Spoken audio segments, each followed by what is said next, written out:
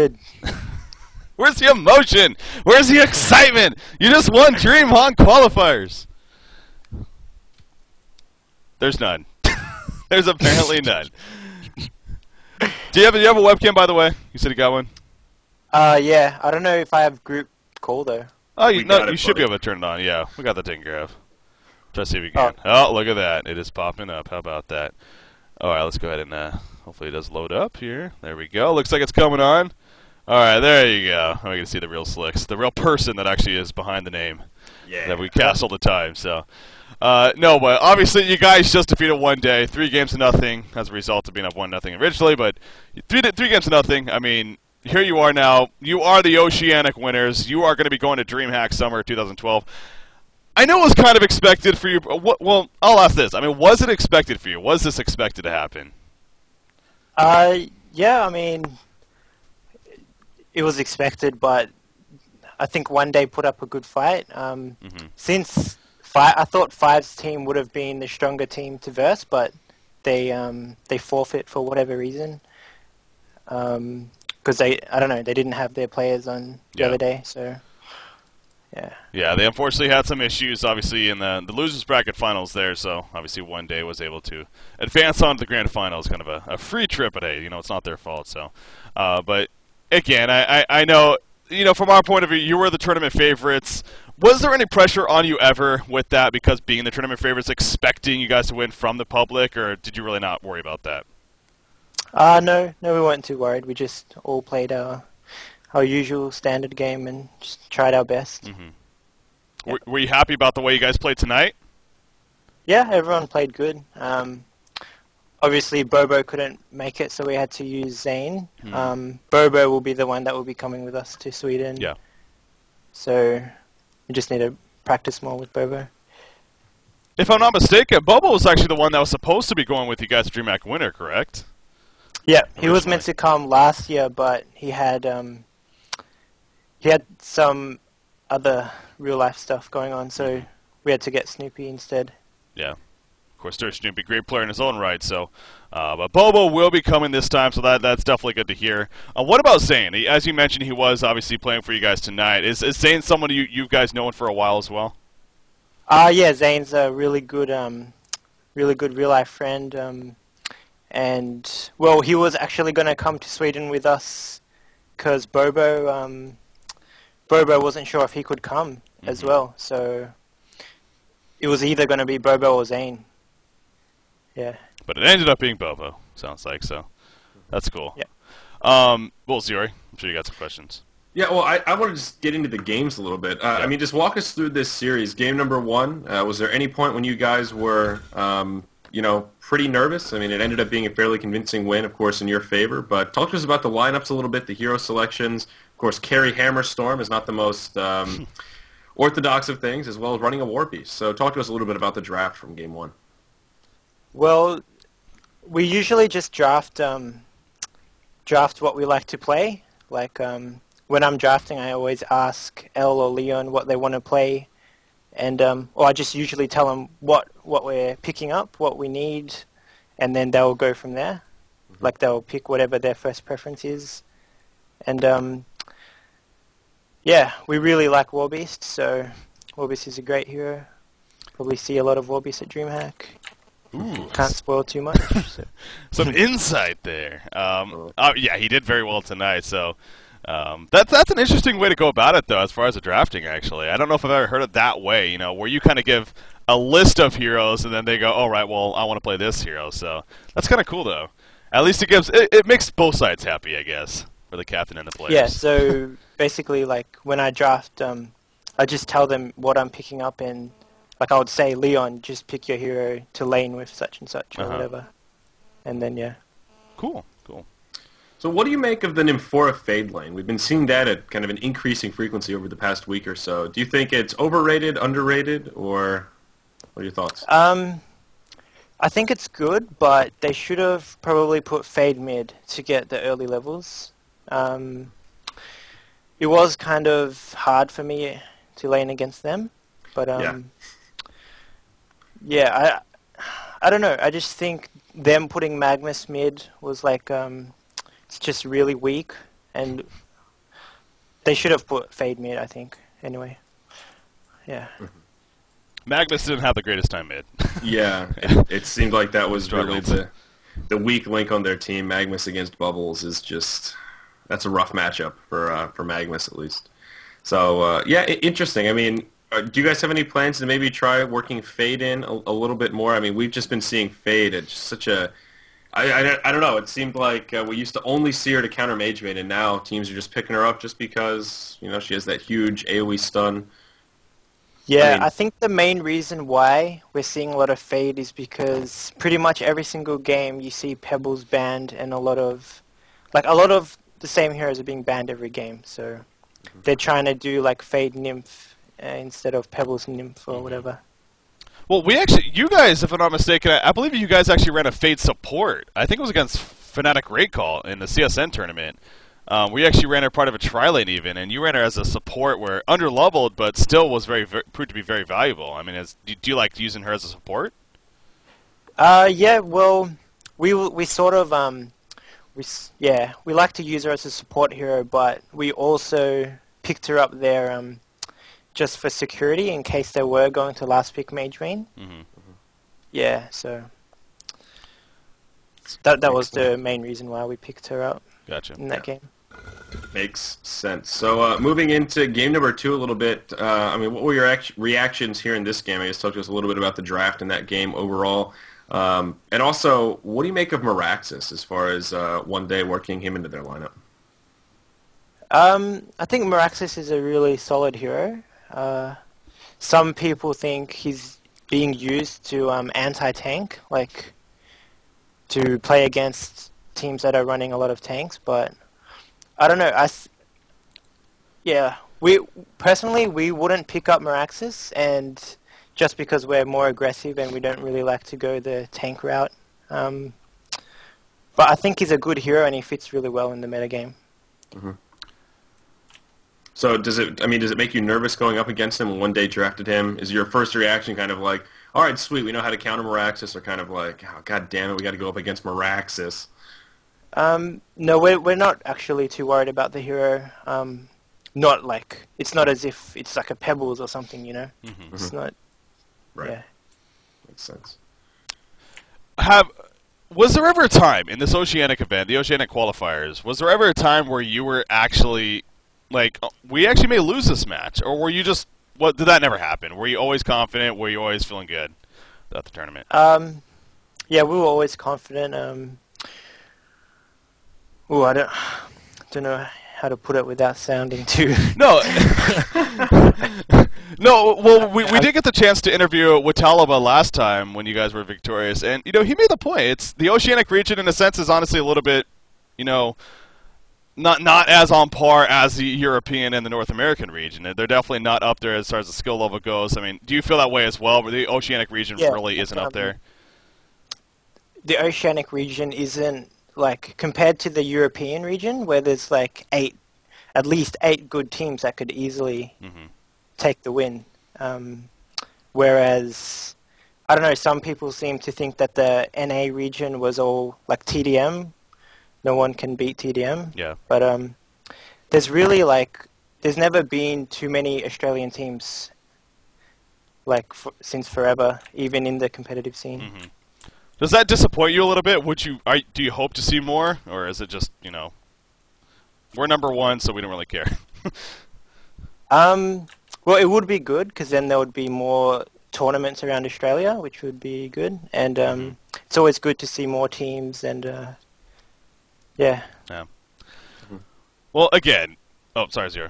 Got a question? Oh, no, people are tweeting at me, so I have questions sort of coming in on the fly. So one individual asks here about your predictions as far as DreamHack. You know, we don't know the other teams that are qualified quite yet, but... who do you think is going to be the biggest threat for you guys? We know Fnatic's going to be there. Right. Fnatic is the one that we know 100% for sure. And we can narrow it down a little bit looking at the finals from the North American and the EU. I mean, what do you guys think? Are there any teams that you guys are scared of? Are you guys pretty confident that there's a good chance for Fray to take first here in this upcoming DreamHack? Well, since we can't take Ryza, we're not too sure.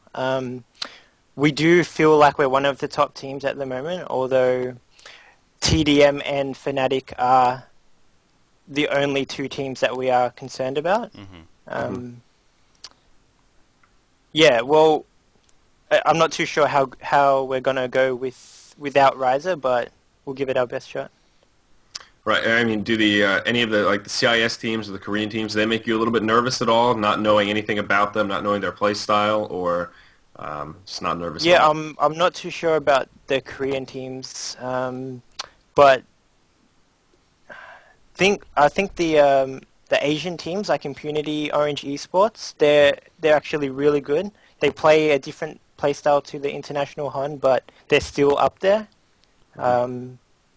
Yeah, I think they also have a good chance at coming first at DreamHack. That actually brings up a good point, because you have an advantage in that sense, unlike the European and the North American scene, because when we've been interviewing them, and this is kind of expected, there's an unknown with the Southeast Asian scene. They don't really know many teams from the Southeast Asian scene other than the ones that maybe competed in the Let's Gozu event, but really haven't done too well. But you guys have actually played against those teams. You play on Garena from time to time as well. So do you think that the Southeast Asian scene is actually better than teams maybe give them credit for? I definitely think they're really good. Orange Esports especially are a team to look out for. Yeah. A lot of teams don't realize how good they are because I guess they haven't played with them yet. But yeah, I rate them really highly. Yeah, that's going to be fun seeing. That is the great thing about this event. I keep going back to that kind of unknown. With Southeast Asia, CIS, Korea, I really don't know what they're going to ultimately be doing. But I wouldn't be surprised if they do make some big plays. So it is going to be fun checking that out. So TDM and Fnatic Raycall sounds like those are the teams though that you really have your focus on for the most part. Yeah. What do you think about this format as a whole? What do you think about the international format? I mean, I kind of understand that obviously you would like to have Riser on your team, and that's kind of sucked. But what do you think about the overall format of DreamHack? What do you mean by the overall format? Well, being international, getting all these countries, because a lot of people say, why not have 3 or 4 teams from Europe qualify because they are the dominant region, but instead it is just one from each region. Yeah, I'm not too sure if I agree with it. Like, the way it was set up last year was pretty good. It was basically just the 8 best teams were there, and now it's sort of like just the best from each region, although some other teams from other region will be better than, like, the team in Korea. I don't know, but you know what I mean? Yeah. I think the other way was better. Mm-hmm. Yeah. Yeah, and again, that seems like it's kind of been the case too. A lot of these teams, they really just want the best of the best. In my mind, I still think no matter what, we are going to get the top 4 teams, and obviously the top 4 teams get the prize pool. And we have the European, we have Fnatic Raycall, we have the BYLC winner, which obviously is going to be another European team. We got TDM, we got Frenetic Array. So 5 teams right there that all have a very good chance, in my mind at least, of winning this event. So that's where I think it actually kind of works out, but I could definitely see that other way as well. So, Ziori, any more? I don't think so. I actually didn't really get too many brain buster questions. The only last one I have here, which may be a quick answer, as we kind of touched on it already, is I guess I'll actually go ahead and modify it here. What do you think about the heroes that we're seeing kind of cycling into the competitive scene that really haven't seen too many buffs? Meraxis is the example cited here in this tweet. Are there any other heroes you think that might be kind of up and coming that are just sort of hidden gems that not necessarily have received big buffs recently, but just really aren't being utilized at the moment? No, not really. So I think my computer's actually crashing on me here. Well, still looks good to us. So, what about Artesia? Yeah, that's a good one. We haven't really used Artesia much. Only in like TMMs. I don't think we will use it at DreamHack. Mm-hmm. I noticed some other teams were playing it recently, but I just feel there's just other heroes that are a lot better than Artesia at the moment. Yeah. Yeah, unfortunately, we're really yet to see a successful Artesia play, but we have seen it a couple times. We saw it twice yesterday, which was very, very cool, but obviously it just didn't work out either time, unfortunately. So, but we did see a Revenant, on the other hand, dominate by Fun in the Sun Gaming. I think Revenant is really good. Revenant fits really well in the current metagame, and we'll probably be seeing a lot of Revenant as well. Ooh. Yeah, I would agree with that. After seeing how well he did in that game, just incredible Revenant. I mean, the damage he can put out is absolutely sick, especially with that Geometer's Bane. Woo. Could be ridiculous, yeah. Dirty business. All right, man. Very I mean, it seems like you're a pretty cool, calm guy. I mean, again, you just wanted to trip the DreamHack stuff, but you're just like, you know what? It's expected. You know, I'm just laying back. I'm just having fun. Is that safe to say, though? Are you really more of a just well-mannered, calm guy? You don't really have a lot of crazy emotion. Yeah, I think I'm a pretty calm person. Like Fnatic Array everyone is calm on the team. Mm-hmm. No one will rage while we're playing, which is good. And if they do rage, we'll keep them in order. So yeah. Can we expect to have some Jabba Wabba moments maybe this time around, where raising the flag, being all excited, cheering and everything during the LAN event? Yeah, I think Leon will be the new Jabba. Nice. Leon Black going to step up in that role. It's always fun to have that excitement, especially in the LAN setting, so definitely looking forward to that. Are you going to bring an Australian flag? Represent your region that way? Yeah, we might bring one, sure. You should. It'd be awesome. All right, man. Appreciate coming on. Really do wish you the best of luck, obviously, at that event. It's going to be a lot of fun seeing you guys again. So any shout-outs you do want to make here before we wrap this up, Slickz? Yeah, shout out to Fnatic Array, shout out to all of our sponsors, shout out to Shinx, the manager, and a big shout out to Missy as well. There you go. Shout out to Shinx as well. Great guy, great manager. Shinx. You like him as a manager? Yeah, great person, really good, well organized, and without Shinx we'd probably be lost. So that's good answer. He's always keeping us, telling us when our games are. So it's good. All right, good stuff. I know he's listening again, so good answer. You can tell me what you really feel once we're off here, though, by the way. About things. All right. Over dinner. All right. Over dinner at DreamHack. Anyways, no, appreciate it, Slick. So I really do appreciate you coming on. And again, wish you the best of luck, obviously, at that event. Looking forward to seeing you guys again. And take it easy, man. Take it easy after this win here. Okay, thank you very much. No problem. All right, there you go. So that was Slickz there from Fnatic Array. So I still can't get over the fact. I mean, he gets on the call and it's just like, hey. Yeah. I mean, I can understand, maybe being a little bit shy and everything, but you just won a trip to DreamHack Summer 2012. I me're going to Sweden. Yeah. I must say my reaction would have been much different. I would be doing the moon dance, jumping up and down, just like, we did it!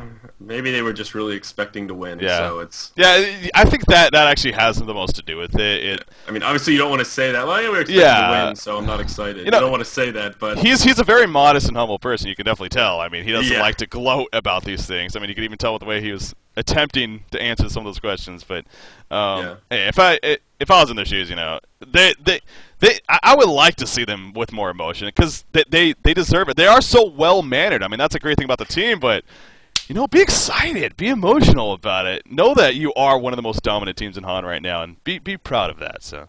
Team Breaky said, "We get the champagne ready. It's like a NASCAR video. Yeah, shooting spraying it all over. Got party blowers and shit ready to go. I mean, I'm serious. I would be. I mean, that's really a big deal. It is a huge prize. Yeah. Like we said, especially for Australia, that's a really long flight. It's so much more difficult for those players to fly out there on their own dime and gamble with, well, if we win, we might be able to recoup some of our costs. Mm-hmm. That's a really big gamble compared to someone living in Sweden or Denmark where they can just hop on a train or a quick flight. So, I mean, I guess the only thing left to say is congratulations once again.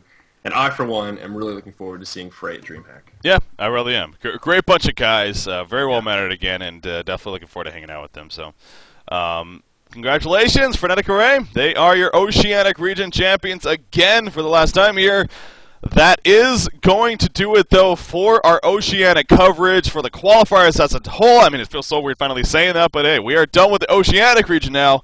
It is officially over. Again, Frenetic Array over one day, 3-0 here in this best out of 5, getting them to the DreamHack Summer 2012 event. So big, big congratulations to them. Very deserving, and no doubt going to be a favorite in that event. I can't see it any other way. So tomorrow, guys, or no, not tomorrow, later tonight, a little less than 12 hours from now, again, on your screen, God, these hiccups. Trademark Esports is going to be playing Fun in the Sun Gaming in a best out of 5, of course, as you see right there, the +1. Trademark will be up 1-0.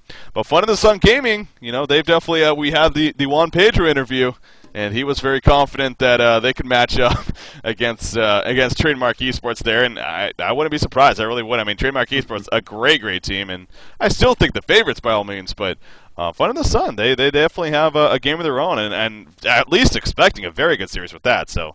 Of course, that is just another 12 hours from now, like I said. And then the European Championships, Black Fade versus Coming Soon, a.k.a. SG2Y.